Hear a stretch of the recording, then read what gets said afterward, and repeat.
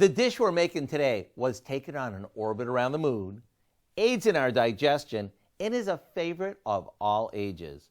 So let me show you how to whip up an easy homemade applesauce that you can enjoy without ever leaving the atmosphere.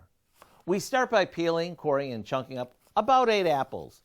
As far as the kind of apples to use, I suggest picking up an assortment. That way, your applesauce will have a great depth of flavor. These go into a pot over medium heat,